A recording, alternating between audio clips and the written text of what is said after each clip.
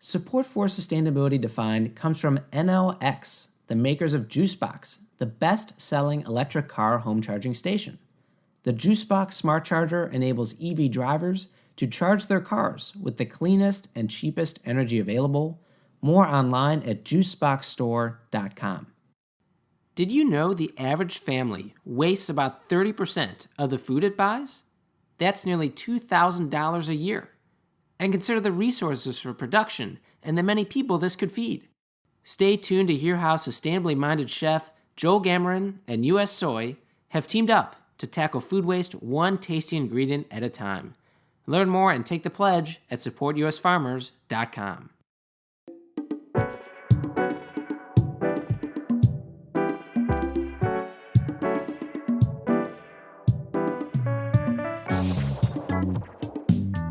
All right, listeners, welcome back to Sustainability Defined, where Scott and I are here defining sustainability one topic and one bad joke at a time. This is episode 52 on feminine hygiene products. Scott, it's an interesting one. I know it's been one we've been wanting to cover for a long time, and we were finally here. Yeah, so Jay, we're going to start with our normal start of, well, what do we mean by female hygiene products? Then we'll talk about why these products are important in the context of sustainability. Then we'll branch, as Jay likes to do, into how are female hygiene products typically made and disposed. Then what are some alternative sustainable female hygiene products? And then we want to equip listeners with what they can do to make their use of these products more sustainable. And lastly, we'll talk about who our expert guests are today, the co-founders of Dame.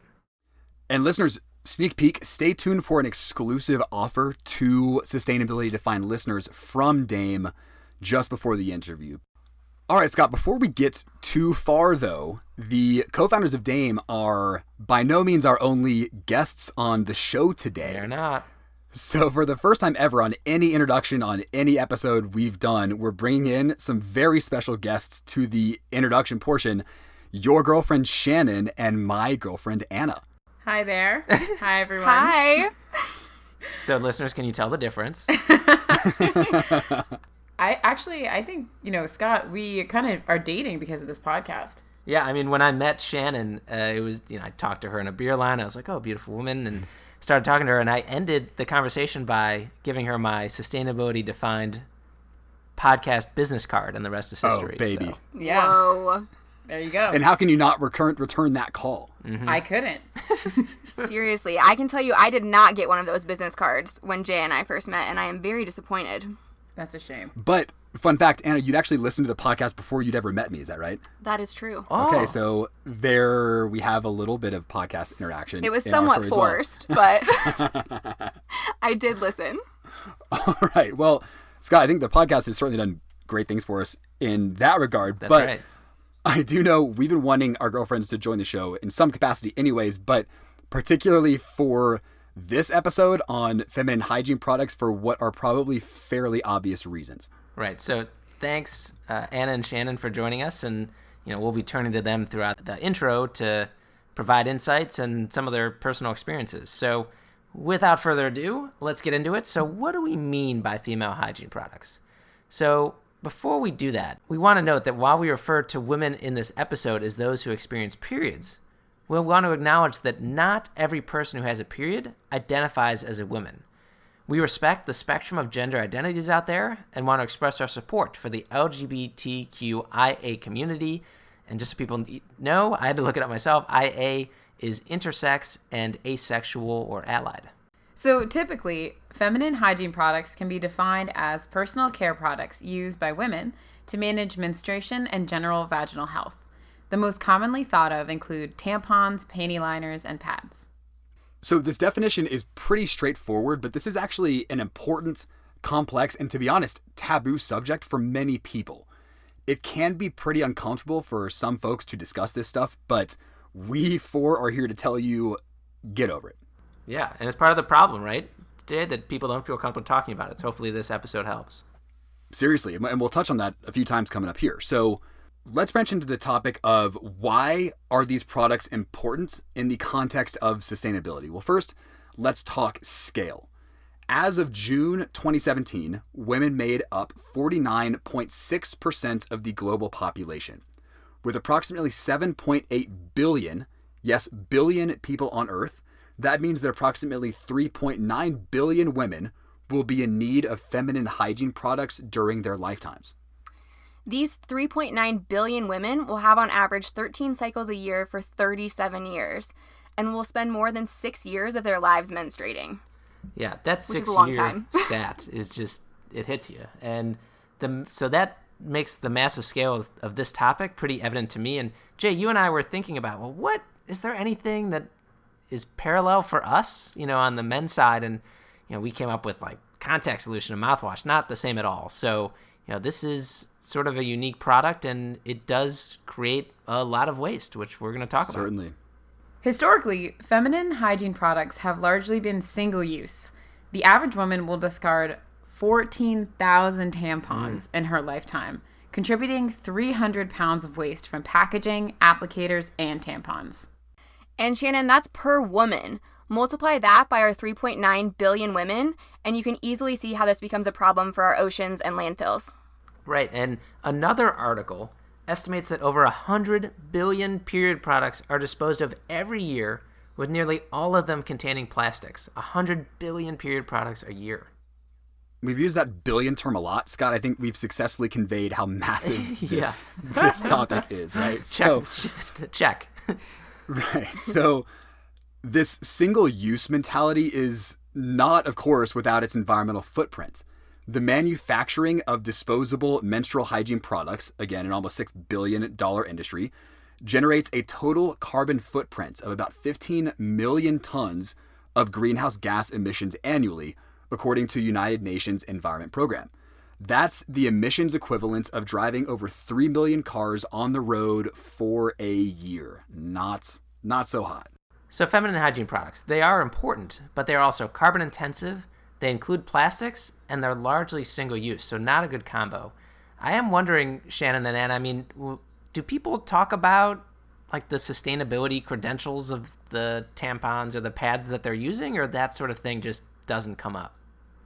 I think for me personally, it's something that I haven't started to think about or talk about until the last few years, where I sort of realized that there's a lot of plastic involved. And I've seen my friends talk about it, and, we're seeing it on the news. And so I think it's kind of recent for me.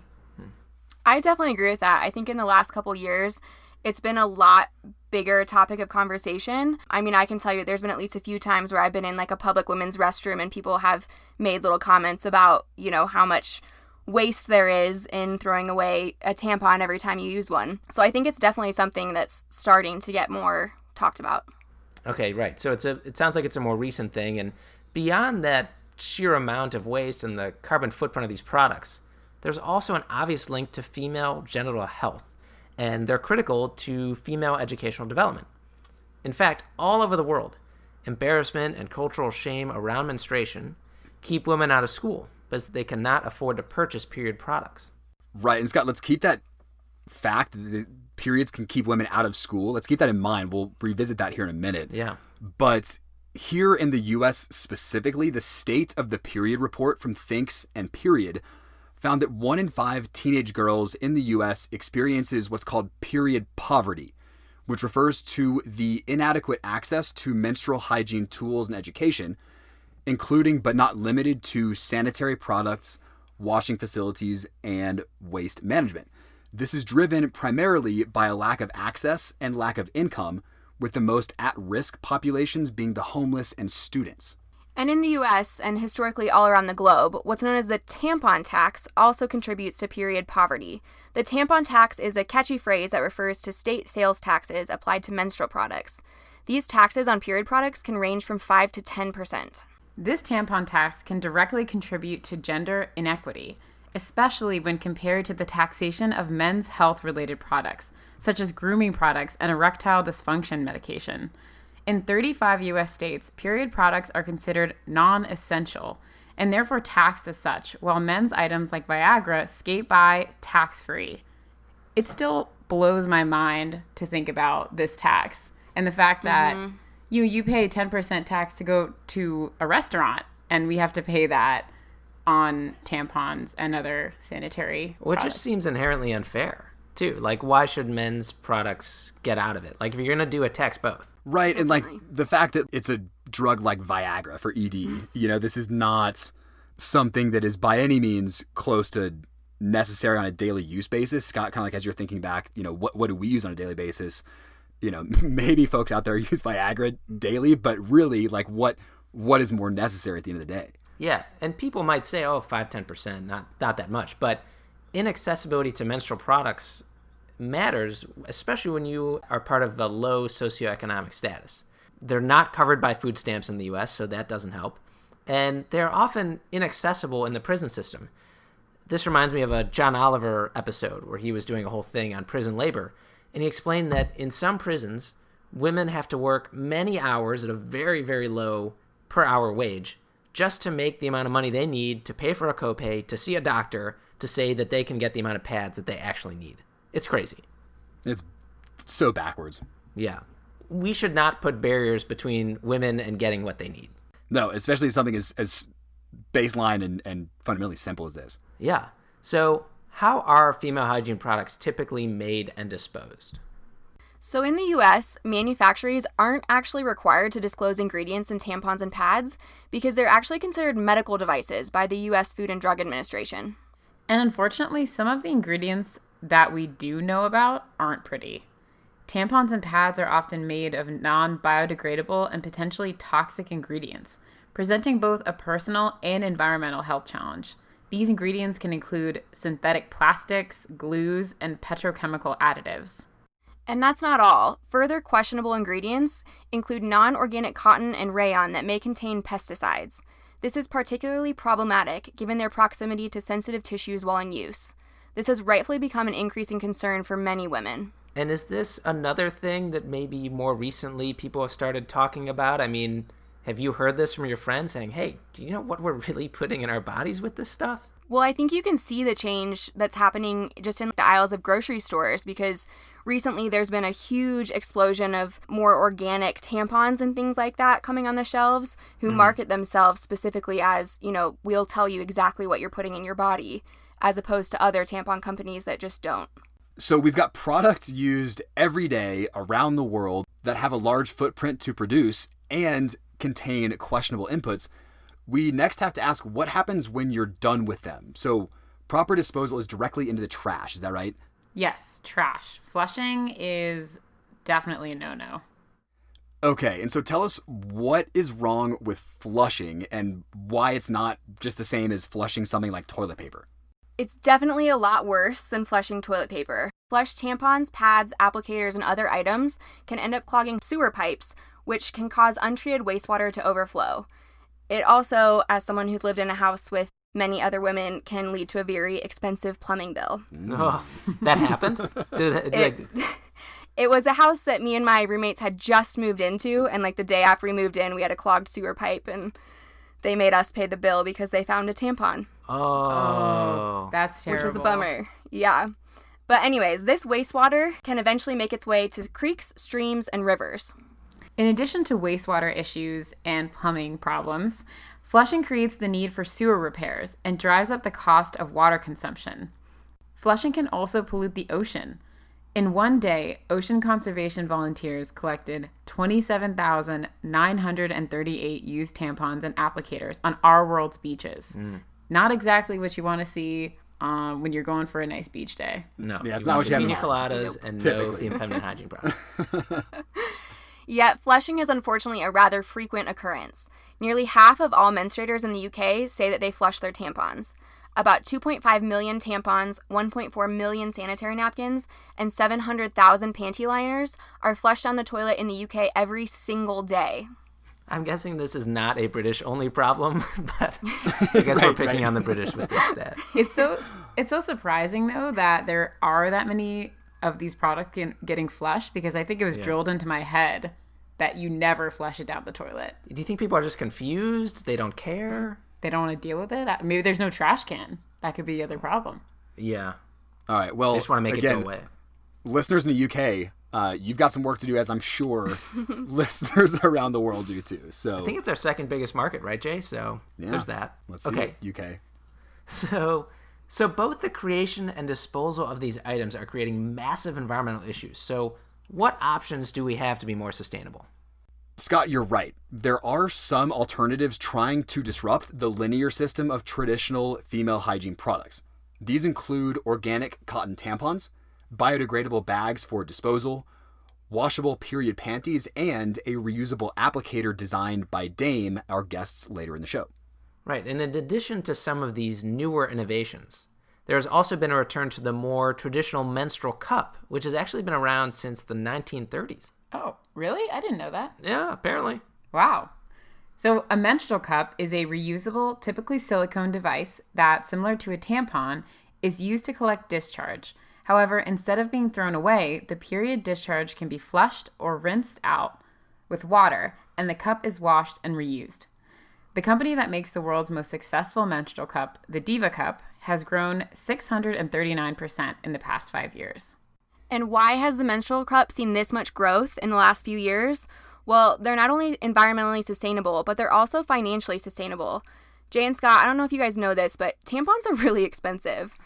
The global average price, the global average price is $23 for a menstrual cup, whereas the average box of 36 tampons, which is about 1 month's supply, is $7. Since one cup can last between 2 to 4 years, with some companies even claiming that they can last for up to 10, when you do the math, menstrual cups are just 5% of the cost of tampons over a 10-year period. Yeah, Scott, it's easy for us not to have even thought about this, but it's, we're talking environmental impact, we're talking social impact, but also just like on your pocket, right? I mean, this is a serious expense that neither one of us have to think about, but clearly it's a burden for all those women out there that use them. Imagine all the things that we could be doing with the extra money in our pockets. I feel like I have to pay for dinner more now. Definitely. Jay, take note. Yeah, well played, Anna and Shannon. Well played. I do have kind of a basic question about the menstrual cup. So I know that sometimes you have to use multiple tampons in a day, right? So the menstrual cup, are you like taking it out, cleaning it, and putting it back in multiple times a day? Is that how it works? Yeah, so you do have to empty it a couple times a day, but I think typically you would have to do that less than like changing a tampon. Okay. So another sustainability benefit from switching to the menstrual cup may be reduced water consumption. So in 2 studies, researchers found that menstrual cups actually reduced the amount of water that people needed to manage their periods. Less leakage with a well-designed cup means that people don't need to wash stained clothing as much. And women who use cloth as a reusable pad also need a larger supply of water for washing relative to cups. And this idea, I have to be honest, I hadn't thought about the staining of clothes that can happen with periods. Even if you live in a developed country and have access to these things, it can still happen. But my understanding is that in certain parts of the world, people don't go to school because they're concerned about these stains and that people will know that they're on these periods and they'll feel shame. So it's a very real thing. Right, and Scott, I know we'll touch on this even again coming up with the documentary we're going to share that I know we all watched. But yeah, I mean, that's the cultural component, the shame component. I mean, it's the impacts of this taboo culture spread far beyond stained clothes, right? Into just general livelihood and education and just, I mean, just progressing through your own life. Yeah. All right, so let's transition now and ask what our listeners can do to support sustainable feminine hygiene. Well, first, for all of our listeners, and guys, this includes you can consider joining the over 200,000 others that have signed a change.org petition to make all menstrual products plastic free. We will have a link to that petition up on our show notes. You can also write to your lawmakers telling them you support legislation to disclose ingredients in these products. Again, something we talked about earlier.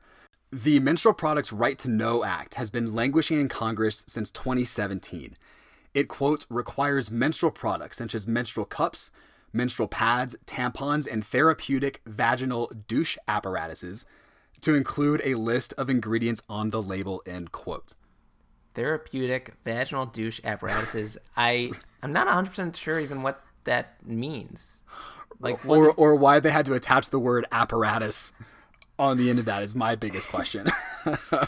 Yeah, it's interesting. Okay, so while we're on the topic of outreach, another option is to contact the big female hygiene companies. Maybe we'll call them Big Tampon.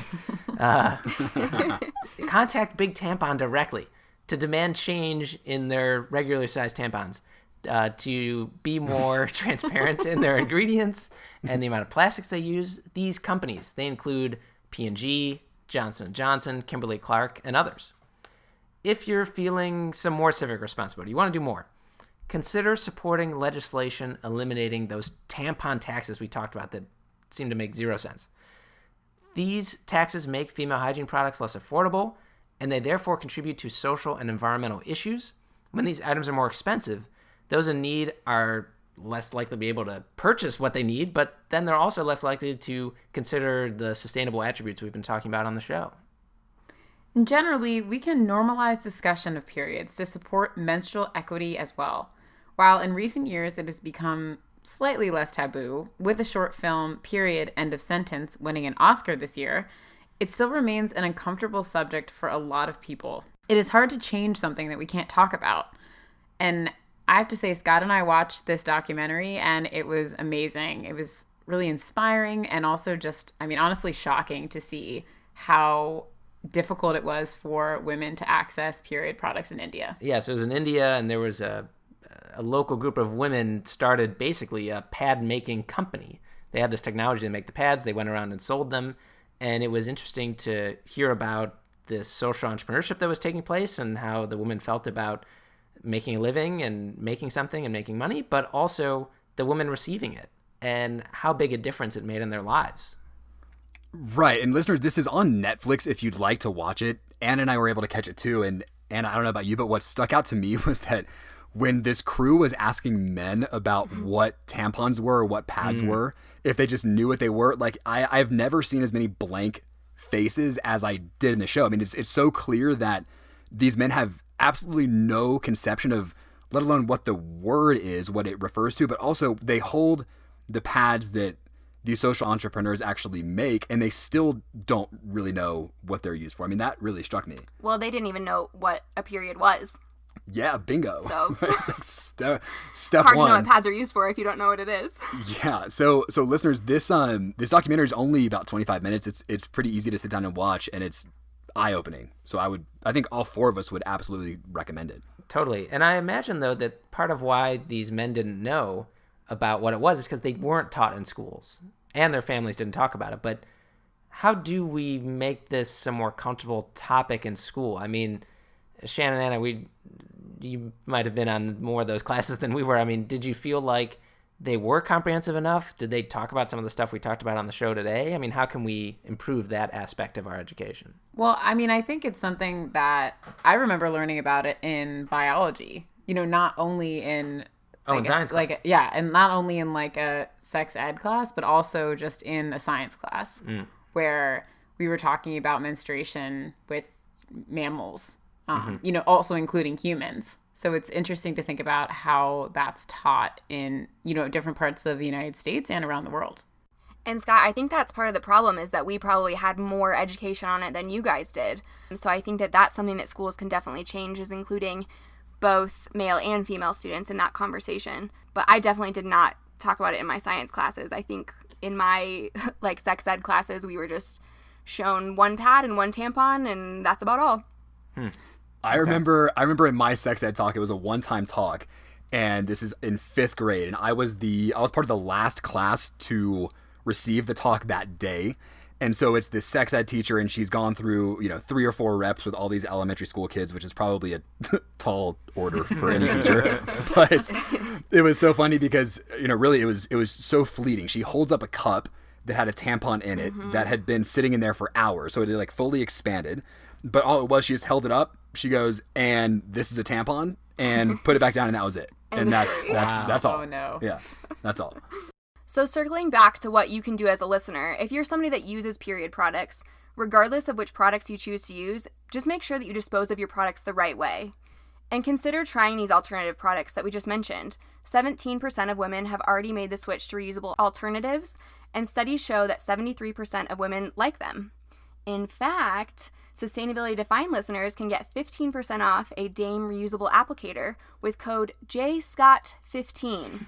I'm not really sure why that wasn't Anna Shannon 15, but I prefer Shannon Anna 15. I mean, I think just, something other than all the ladies thinking of Jay and Scott as they purchase their tampons.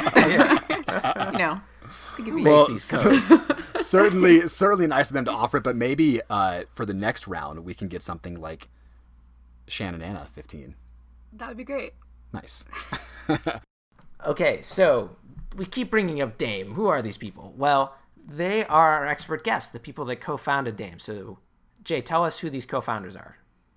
So joining us, we have Celia Poole and Alec Mills, who started Dame in 2017 on the heels of their first feminine hygiene startup, Sanitary Owl. Although Sanitary Owl was successful, one day the sheer volume of plastics they were using in their products finally struck them. This led them to start Dame, which sells, among other products, reusable applicators and organic tampons. So Dame got off the ground with Kickstarter support from over 5,000 people in 53 countries. It is now included in 3 nationwide supermarket listings in the UK and ships to over 50 countries across the world. All right, Jay, so before we say goodbye to Shannon and Anna, we want to ask you, is there anything you didn't get a chance to tell the listeners that you want to make sure to mention to them before we move on to the interview? Well, the first thing I want to say is that those are 2 very strong names that Celia and Alec came up with between Sanitary Owl and Dame. They're not messing around. So really, I love both of those. I think that we've talked a lot about normalizing the conversation around periods and period products in this episode. And I also think it's great that you've included Anna and I on this conversation today. And the last thing I think is important to emphasize is that it shouldn't just be a conversation, between boyfriends and girlfriends, but also something that is talked about amongst all genders. It should be something that you and Jay, for example, could talk about and talk about with your other male friends, just to make sure that we are really normalizing this and taking away that taboo all across the board. I definitely agree with that, Shannon. And the only other thing that I want to say is just directed at you, Scott, and that's if you ever want me to sub in for any of these interviews for Jay, just let me know.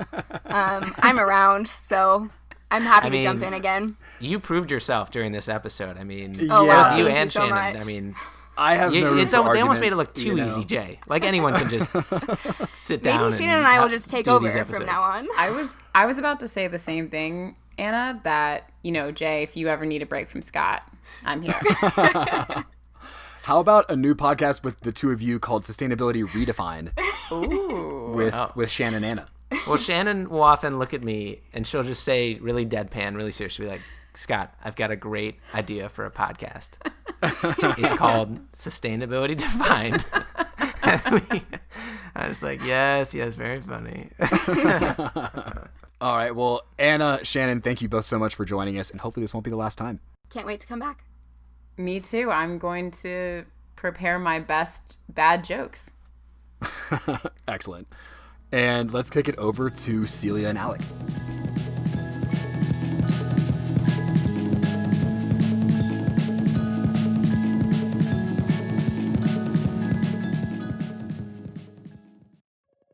Support for Sustainability Defined comes from NLX, the makers of JuiceBox, the best-selling electric car home charging station.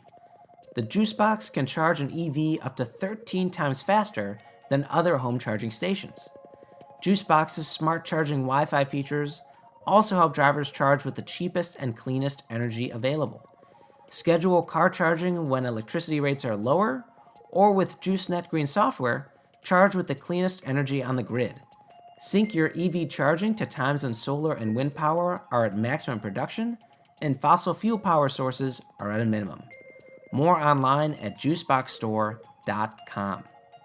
As a chef, sustainability and support for U.S. farmers are 2 values I always bring with me into the kitchen. Our farmers are hard at work to ensure a dependable supply of high-quality, sustainable ingredients to feed our families during these trying times. And as consumers, we can do our part by purchasing U.S.-grown ingredients and taking meaningful steps to realize their full potential in the kitchen. That's why I partnered with U.S. Soy on my new Instagram series, Stretched, where I teach you how to transform food scraps into simple, delicious recipes. Catch the episodes at Joel Gamron on Instagram. That's JoelGammoran. And show your support by taking the pledge at supportusfarmers.com. All right, listeners, we are now joined by Celia Poole and Alec Mills, the co-founders of Dame, calling all the way from the UK. So, Celia and Alec, thanks for taking this transatlantic conversation with us. Thanks for having us. Thank you. So, guys, don't get us wrong. Scott and I speak with a number of different types of companies, from large corporations to environmental nonprofits, but I know we both love speaking with sustainability startups. There's that excitement there that we just love. So, yeah, we play our best Guy Raz from How I Built This, right, Jay? And Scott, I actually do think your voice sounds a lot like his. So, along those lines, Celia and Alec, we're just curious, as we start from square one, was entrepreneurship something you guys naturally gravitated to, or did you guys get to this point from a different path, perhaps? Definitely not for me. 100% didn't want to do. My husband is an entrepreneur and started up his own companies. And I am 100% not that like classic entrepreneur, positive, anything's possible. I'm much eggy, well, like looking in the detail, what's going on, what's happening. But this basically came about because it was an issue which I really cared about and really felt strongly about. And I met through Alec, my entrepreneur, and Alec is much more the kind of blue skies, broad brush, anything's possible. And really it was that meeting of minds of the two of us that pushed it into being. I used to work in like finance in a grey office with grey people doing pretty great stuff. And it was looking highly likely that if I stayed in my seat, I would die there at the age of 60, having not done anything else. And so for me, setting up a business was just a way of, I guess, kind of avoiding the sort of predictable, sort of grey world of I guess, corporate life. Alec, I mean, the grayness you mentioned, you live in London, so I'm not really sure how much color you expected. Wow, we're getting the London dig in early. I mean, you guys, you sound like you make a great team, right? And you mentioned this initial conversation that led to starting this company. Our understanding, though, is you did have a first venture called Sanitary Owl. So can you walk us through the story? Like, were you guys friends before? What was this conversation like? What was Sanitary Owl? How did we get to Dame? I went for dinner at Celia's house, and so you knew each other. No, well, not really. I sort of knew her sisters-in-law. Anyway, I ended up at dinner sitting next to Celia, who had just had a baby. And I was asking all sorts of pretty mundane questions about some of the pitfalls of walking around with a newborn child all day. And she said it's the really small things that you sort of don't really think about, such as when you forget to buy your tampons or, something like that. And you have to strap your newborn baby back to your chest and go out into the grey London skies. And it's inevitably raining and you have to go and get your tampons. And I had just discovered, I think, Dollar Shave Club at the time. Not that I need to shave, but someone had shown me their thing. And I said to Celia, why is this not, done for your tampons? And that's like a subscription service, right? Dollar Shave Club? You pay a certain amount and they keep shipping you it so you don't have to go out to the store. Exactly. And, it's the perfect thing, utilitarian sort of purchases, but there's nothing that is more perfect for a monthly subscription service than a monthly biological function. And Celia and I kept chatting and kept drinking, and come about midnight, we'd come up with an entire business plan and a very silly name for our business, which is always a good start. And the next day we thought, hang on a second, we've got a real opportunity here to sort of solve a problem. Yeah, it was a different business to what Dame is now. So we were sending out popular brands of tampons and pads and period products to women in the UK, but nothing that was our own. It was all just popular brands, and it was all the way from disposable, which was the majority, to a few reusable products. And was that not working, or did you all say it's working, but there's this sustainability angle here. We have to be mindful of that. Let's switch to the model Dame has now. No, it was totally working. It was, we were getting thousands of customers through the door, but it's like anything in life. When you start to look under the bonnet and look into things in a bit more detail. Under the hood, guys. Thank you. I was about to say, is that a UK phrase? Look under the bonnet? I like that. A bonnet is an Elizabethan woman's hat. Right. I was like, who's wearing bonnets here? Yeah, we started to see what these products really were. And the fact is that they're filled with plastic. They're filled with chemicals, synthetics. And these are items that women are putting inside of themselves and not really thinking about it. The vagina is one of the most absorbent parts of the body. And for example, a tampon sits inside your vagina for on average about 7.5 years. And women just don't question what's in these. And the companies who are making them don't need to disclose it and don't disclose the ingredients. And so you have this real discord between people who are really careful about the organic food that they put in their mouth, but they have absolutely no clue what they're putting in their vagina. And so that's actually really interesting because a lot of the folks we have on the show will say, okay, so when did you identify this environmental interest? And a lot of folks will say, oh, I've grown up with this. It's been a passion of mine for a long time. This is actually an interesting difference where you guys have a very, it sounds like, successfully functioning company, and then all of a sudden have this moment of realization where, and I think you described this on your website, you just suddenly understand how much packaging and waste and chemicals are in the products you're distributing, and it caused this real moment of internal reflection and ultimately led to the creation of Dame. Is that about right?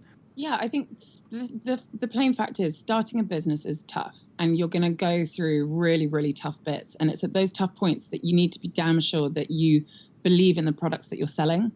And if you don't, it's really, really difficult to carry on with the business. And we didn't. And that really propelled us to make a change. And, we could see the data out there that was saying that women increasingly were concerned about the pollution and the plastic waste of their products. But we could also see the fact that they weren't buying the current reusable options that were on the market. And we could see that because we were selling them and no one was buying them. Yeah. And this was the thing that propelled us to really, work out why aren't they buying them and what can we do to change that? I think for a big part of why people weren't using the sustainable option was because of the culture around periods. So that is very much kind of one of the, I guess, brand pillars for us of like our mission pillars is, you cannot move the needle on sustainability unless people feel free to talk about it and shop around. Yeah, and we want to talk more about the culture around periods. I do want to follow up, though, on the just continuing the story thread. So we want to ask you about your main product, D, in a minute, but I just want to make sure I understand. So this Kickstarter campaign that you had, this was for the reusable tampon applicator, like when you were making this pivot, right? So you had the Kickstarter campaign after you had already had the successful business, and then this Kickstarter campaign, it hit its 30-day goal on just day 3, ended up being overfunded by 300%. So that must have at least been nice to know that there was this interest, at least initially, right? So the Kickstarter campaign was for reusable tampon applicator, is that right? Yeah, that's right. At that stage, it was still just 2 of us, and it was still just us who believed in this idea. We didn't really have the proper funding, and we didn't really have the proper market validation. Yeah. So doing a Kickstarter was really, for us, the best way to get both of those things. Well, I mean, it shows the power of your product, and like you said, it gives you that market signal. And so this reusable tampon applicator D, it can save up to 12,000 plastic applicators, right? So that's amazing impact. And I'm wondering, though, you say that there was a lot of initial interest. You've got this product that has a big impact, but what kind of feedback have you heard from your customers that are using this? Is it just, we love it and no issues, or was there some kinks to work out at the beginning? Well, I think it was a success because it was evidence that there was a gap in what people could use. There was clearly a desire out there for people to be more sustainable. And on that year, in 2018, we had every single major supermarket from the UK come and ask us for the product. And to this date, we still haven't pitched to a supermarket. So the power of the PR from it and the evidence that this is something that buyers and supermarkets wanted, that the world needed, was very much there. And to answer your question, yeah, it wasn't perfect first time. We did have to make some pretty rapid changes to it. But having a community and people to speak to and have that feedback loop was so vital, because within 2-3 months of having made this thing, we'd already rolled out a second version of it and were able to adjust. Okay, so we've got some pretty interesting pieces moving around here. So with D, I think you guys have said that you're able to save 12,000 plastic applicators with just a single reusable device. We've also read that 95% of Dame customers were using single-use throwaway applicators before making the switch to D, and that of that 95%, 70% now use it for every tampon, which is, I think, extremely impressive. So adding one more piece kind of to this thread, though, you guys recognize that habit change was one of the biggest impediments to larger adoption of these more sustainable products. So my question to you is, in light of the success you've had, but also maybe just this last hurdle to get through and understanding that habit change might slow down the rate of adoption, how do you get to the point where all of your customers are using reusable applicators, that this market broadens for you guys and transforms this industry even further? Yeah, you're right. You're completely 100% right in terms of habit change. It's working out for us. It was working out where the barriers to entry were. What is it going to be? For us, it was hygiene. It was, how am I going to wash it when I'm out and about? And all of those factors we mitigated. With the hygiene, we put in these sanipolymers, which make sure that it's antimicrobial. With the washing, you don't even need to wash it. You can just quickly dry it with a tissue and then put it in the travel wallet which we give. Otherwise, it's a dark color, so it's very easy to wash in a sink in cold water. It doesn't need to be sterilized, boiled, any harsh disinfectants. So reducing all those barriers to entry for us were really, really important. And also to realize that simple change is so key, because you just don't want to make it hard work for the consumer. You want to make it as easy as the disposable products that they're using. Right. But like you just said, we want to go mainstream. This is a universal problem. There are 3.5 billion women in the world. All of them get their period for majority of their lives. And that's a lot of menstrual products that are going to waste every year. And so in order to make it mainstream, one of the things we really realize is that sustainability, whilst for us, it's one of the most important things, for the consumer, it quite often isn't. Lots of people claim that they are environmental, but actually they really just like the cool stuff. They want the stuff that looks aspirational, that they can put on their Instagram. And so design had to really come into play quite strongly here. We had to make something that didn't look like the traditional menstrual product that you find on your supermarket shelf. And I think that has really helped propel us into a wider audience and a wider acceptance. There is no point coming up with the most sustainable solution on the planet if no one is prepared to use it. So we would much rather create a product that the vast majority of people are prepared to use, but isn't necessarily 100% sustainable, than make something that is 100% sustainable, but only sort of 10% of people use it. We actually came up with a formula, which we're going to publish shortly, which is how we work out our impact. And it has the quite useful acronym of VOLVA, which is volume times use times lasting times verified equals avoided. VOLVA. Fantastic. And it basically means, are people coming from plastic applicators? Yes. How many plastic applicators are we saving? And ultimately, how long are they sticking with your product? Is the habit change lasting? Because if it's not lasting, that needs to be factored in to the overall net uplift. Yeah, and you talk about measuring impact. I know we've read that you've avoided 2.5 million plastic applicators. It sounds like your formula there is going deeper. But you talk about making a product that is sustainable, but that people are actually using. And I know another pillar of your mission is about accessibility. So it might be people that would totally use it, but maybe they don't have access. And we've read about this term of positive periods, and especially with these global demonstrations around racial and social justice, this is becoming more important. So would you say that most of your customers fall under a certain demographic? What is Dame doing to make sure that all kinds of women can access the kind of sustainable product you're putting on the market? The issue with sustainable traditionally has meant that it costs more. You've got that thing where you're sourcing higher quality of ingredients, you're paying people decent living wage, everything along your supply chain is how it should be. So therefore it does cost more. Where sustainability comes into play is you're not having to buy it again and again. Yeah. And that's what's really important. And the more people can look towards reusables and see that, yes, there might be an initial cash outlay, but actually the cost saving that you get over time is immense, is really, really important. For us, we want to make this product as inclusive as possible. And we're a young company. We only launched last year, and we're definitely feeling our way on many topics.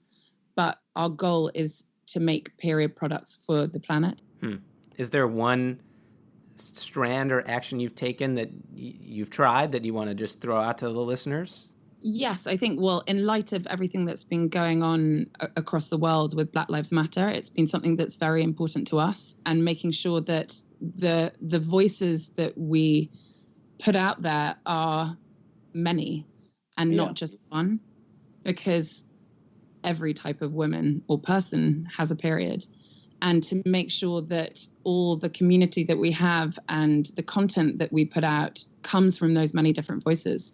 And it's something that we've already been working on our Instagram, and we're making some pledges about it that will come out very soon. Yeah, and the other pillar of your mission is acceptability, right? So like you're talking about putting out these statements and having people being comfortable talking about what has been seen in the past as a taboo topic. What is the key to getting people to open up about this? Is there any tips for our listeners as they try to have these conversations with friends or family? For me, the big thing is normalizing it. Like, I know from years ago when I had my first period that it was a very different landscape. This was before social media. This was when, your mum told you about it once, and then you went to school, had one lesson, and then that was it. And no one talked about it, bar whether you were just asking a friend if you can borrow a tampon. And there was definitely this feeling of shame. And that was put about a lot, I think, through the advertising that came from these big corporations where, the word discreet discretion was put out. The phrase, no one needs to know you're on your period. You put this out into teenage girls' minds, and it really forms this feeling of embarrassment around it. But by normalizing the subject matter, so speaking to kids when they're young, both boys and girls, making sure that these are on the curriculum in schools and being talked about it across all age brackets. It's not like, I don't think I advocate that everyone has to be talking about it all the time, because I get that some people are uncomfortable, but it has to be normalized, because it's not just about periods. It's about such a wider issue of confidence. It's about young girls and young boys feeling that they're the same until they get to the age of puberty. And suddenly girls feeling that they have this limitation around them. And, when we're talking about limitation, I'm talking about from a very Western society where feeling limited by having to hide my tampon up my sleeve. If you go across into other countries, women are banned from the kitchen for a week when they've got their period. Women are banned from temple. They're banned from the home. They have to sleep out in huts. This is the kind of stuff that really should not be happening in the 21st century. And the rise of social media and the conversation around this that's happened in the last few years is amazing, because it really is helping to break that barrier. But there's still a lot more that needs to be done. Yeah, I mean, social media has a bad rap for a variety of reasons, but it sounds like you're pointing to it as something that has really changed the conversation for the better. I'm sure it's done it in not so great ways too, but it's interesting to hear you point to social media as a way that a tool you're using and that you've seen more generally shape the conversation. I'm the person who's the most shocked about that, because I really don't like social media. So for me to stand up there and say that social media has done some good, but it really has. People can ask questions. People can really question the types of products that they use. It has been incredible. But again, I will stress there is so much more that needs to be done. Mm-hmm. Yeah, I would say, talking about it is the single biggest thing that we can do.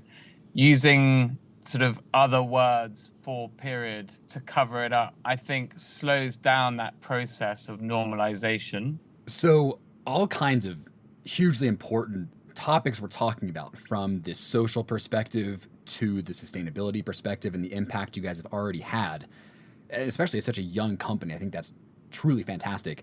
let's take a step back now and talk about the big picture. So we saw that you guys had drawn the reference to David and Goliath when comparing yourselves with bigger corporations that are in this period space. I'm curious, over the life of your company, and since you guys have been really focused on this area, have you seen enough momentum to change this dynamic to push the industry more towards a sustainable place? Or is there still a good ways to go to bring sustainability to feminine hygiene at large? There's still a long way to go, but we have seen change. Yeah. The biggest brand in the UK still has on the side of their boxes 24-hour discreet protection. And if you were a teenage girl and you're going through the supermarket and you see that word discreet, what are you going to think about the products that are being sold there? Like, how does that, make you as a consumer, as a girl, as a person with a period, how does that make you feel? So it really goes beyond that plastic use and even the ingredients, but just how they market it and how they talk about it. Well, you've got a handful of monopolies who have dominated this space for many decades. But there is huge progress being made. The fact that there is now, there's other companies that are starting to look at, reusable products in this space, but we still have a long way to go. And the biggest hindrance to progress is greenwashing from these major companies. So here's another question as we're talking about the big picture and moving into the future of Dame. For women who are unable to use tampons or prefer not to use tampons, for example, we talked about menstrual cups and pads in the introduction of this episode. Do you have any plans to expand into other sustainable products that can achieve this same sustainability goal? The amazing thing about this space is no one woman is the same.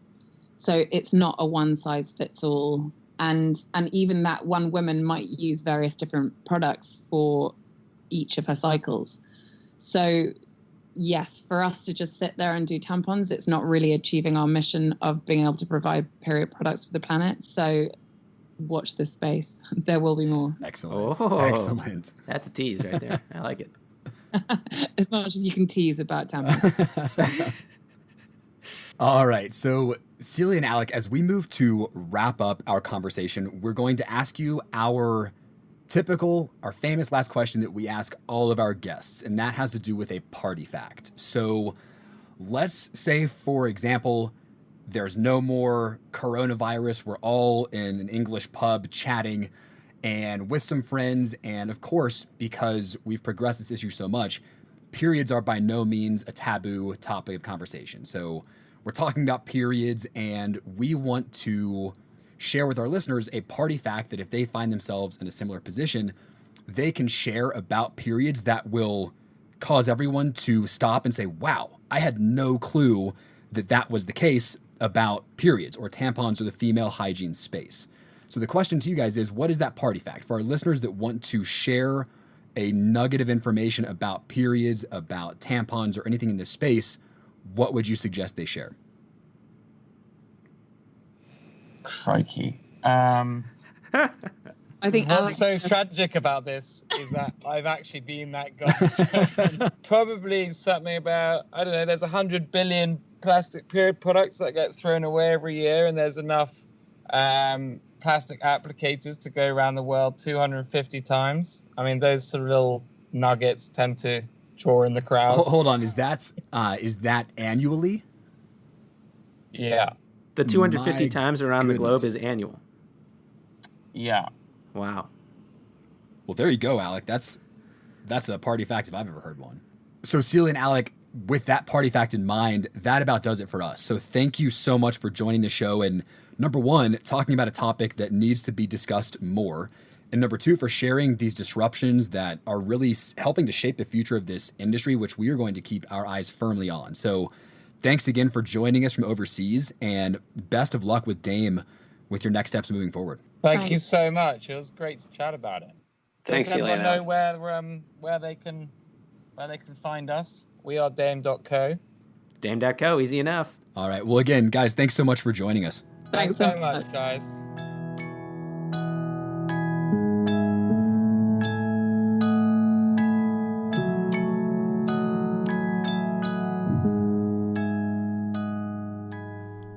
right, so as we bring this episode to a close, I typically like to round these out with a nice bad joke, but we have Anna and Shannon back for more.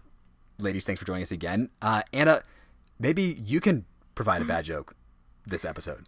Wow, Jay, you're really putting me on the spot here. Normally, I was just planning to go with the flow. Yeesh. And Scott, we have officially been schooled. All right, so That's why they're dating us, and that's why we're dating them, Jay. oh wow, They can hang. Scott, they can most certainly hang. And as we wrap this episode up, we do want to thank our usual suite of folks, Shannon Parker, for doing an amazing job helping us with these intro notes. She covered a topic in such depth and nuance that certainly Scott and I would have had a far tougher time with. Yeah, major props to her. I also like to thank Matt Aarons for his help across social media and just promoting us all over the place. We'd like to thank Square Peg, Round Hole, and Potions for the music we use in this episode. And listeners, finally, a reminder to rate, review, and subscribe to our show wherever you get your podcasts, but specifically leaving your reviews on Apple Podcasts like the one Scott is prepped to share. Right. So, unfortunately, people haven't really written recent reviews, Jay. So people write review on iTunes. We'll probably read it.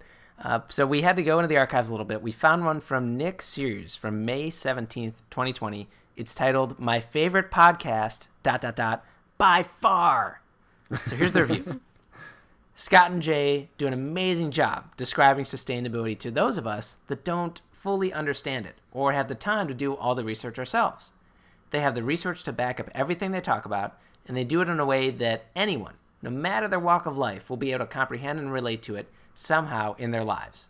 Their humor and bad jokes make me smile and laugh every episode. You couldn't find a better duo than these two. Since COVID-19, I have been able to set aside the time to dig into my own sustainability habits, and listening to Scott and Jay has been eye-opening and insightful. I will definitely be a listener for life, and will be recommending Sustainability Defined to anyone and everyone I meet. In the words of Scott Breen, you all stay sustainable out there. Oh, man. Nick, serious? Oh my God, he's given me my tagline, and Yeah. I love how he's a listener for life. He's like, dude, do you think Jay and I are going to be doing this for 50 years? My goodness. Oh, man. We'll take over. Shannon and I are getting a dog at some point. I mean, once the dog comes, I don't know if I'm going to have time for this, Jay. And a cat. Oh, And a man. cat. Well, Oh my God. We'll have room for like one episode on sustainable pet products, and then Right, maybe that's it's it. extended hiatus. Who knows? Yeah, a pet hiatus. All right, Jay, Shannon, and Anna. I think that about does it. You all stay sustainable out there. I'm Scott Breen. I'm Shannon Finneran. I'm Anna Hesselink. And I'm Jay Siegel. We will see you next time.